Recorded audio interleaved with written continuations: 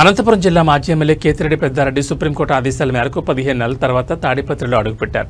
ఈ సందర్భంగా ఆయన కీలక వ్యాఖ్యలు చేశారు. శాంతి భద్రతలకు పూర్తి సహకారం అందిస్తానని, కానీ తమ కార్యకర్తలపై దాడులు జరిగితే పోలీసులకు ఫిర్యాదు చేస్తామని స్పష్టం చేశారు. ఈ సందర్భంగా పెద్దారెడ్డి మాట్లాడుతూ తాడిపత్రిలో ఎలాంటి అవాంఛనీయ సంఘటనలు జరగకుండా తమ కార్యకర్తలు సంయమనం పాటించాలని సూచించినట్లు తెలిపారు.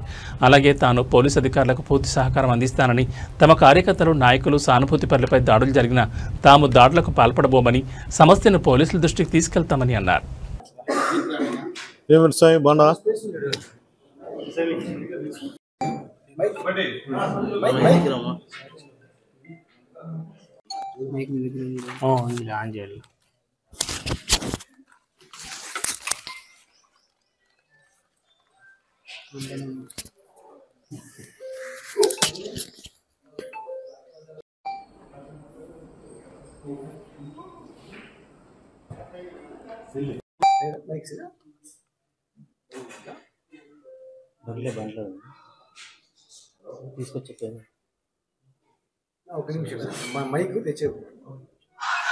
నెలల తర్వాత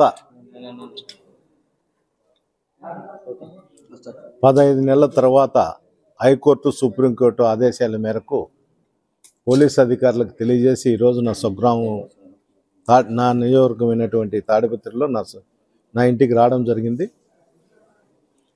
నేను ఇక్కడ ఎలాంటి అవాంఛనీయ సంఘటనలు జరగకుండా మా కార్యకర్తల నాయకులకు కూడా భరోసా ఇవ్వడం కూడా జరిగింది. మేమైతే పోలీసు అధికారులకు పూర్తి సహకరిస్తాం. మా గుండా కానీ, మా నాయకుల గుండా కానీ, మా కార్యకర్తలు, మా సానుభూతి పరుల గుండా ఎలాంటి దాడులు కానీ, ఎలాంటి సమస్యలు కూడా వచ్చినా కూడా పోలీసు అధికారులకు తెలియజేయడం తప్ప మేము చేసేది ఏం లేదు. ఎందుకంటే ప్రతిపక్షంలో ఉన్నప్పుడు ప్రతిపక్ష పాత్ర అయితే నేను పూర్తిగా పాటిస్తాను. ఏంటంటే ఎక్కడ దౌర్జన్యాలు జరిగినా ప్రభుత్వం ఈ స్కీముల పైన కానీ, ఈ చంద్రబాబు రీకాల్ కానీ ప్రతి గ్రామంలో తిరిగి ప్రతి ఒక్కరితో కూడా గతంలో నేను ఎమ్మెల్యేగా ఉన్నప్పుడు ఏ విధంగా తిరిగి ప్రతి ఇంట్లో కూడా నేను మాట్లాడడం జరిగిందో అదే విధంగా మళ్ళీ తిరిగి కూడా చేస్తాం. ఇప్పుడు కొంతమంది నన్ను కింద వచ్చేటప్పుడు కూడా అడిగినారు, మున్సిపాలిటీలో ఈ డ్రైనేజీలు చెత్త పైన నేను ఇంకా చూడలేదు. చూసిన తర్వాత నేను ఎట్లా తిరుగుతా కాబట్టి ఇంకా 10 రోజుల్లోనూ 15 రోజుల్లోనూ తిరిగినప్పుడు దానిపైన కూడా క్షుణ్ణంగా కూడా నేను మాట్లాడతాను. ఇంకా కూడా ఈ 15 నెలల్లో మా కార్యకర్తల మీద దాడులు జరిగిన వాళ్ళ ప్రతి ఇంటికి కూడా పోయి నేనే వాళ్ళ ఇంటి దగ్గర కూర్చొని విషయాలు కనుక్కొని ఓదార్చడం కూడా జరుగుతుంది. ఓదార్పిస్తాం, మనోధైర్యం కూడా వాళ్ళకు చెప్తాము.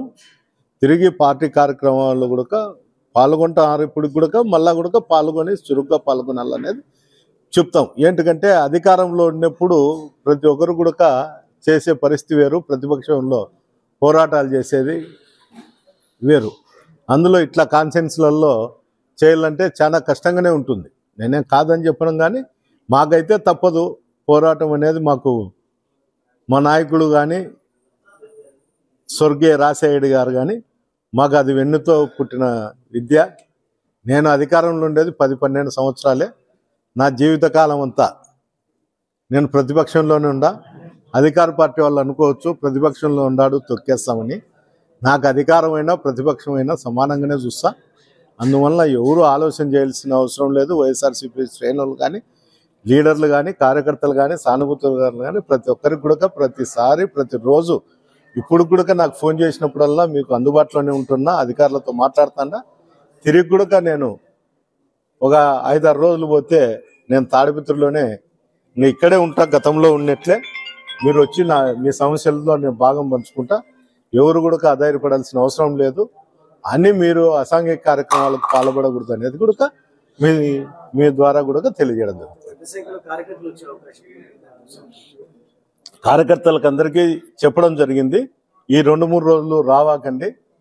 మనకు కూడా హైకోర్టు సుప్రీంకోర్టు గైడ్లైన్స్ అదే విధంగా ఉంది, 50-60 మందికి మించి రాకూడదు అనేది. దీని అందరినీ కూడా మళ్ళీ ఒకసారి మేము ఎస్పీ గారిని అడిగి ఏ విధంగా ఆ కార్యక్రమాలు చేయాలో, మన లీడర్తో ఏ విధంగా కలుసుకోవాలనేది దానిపైన కూడా చర్చించి మళ్ళీ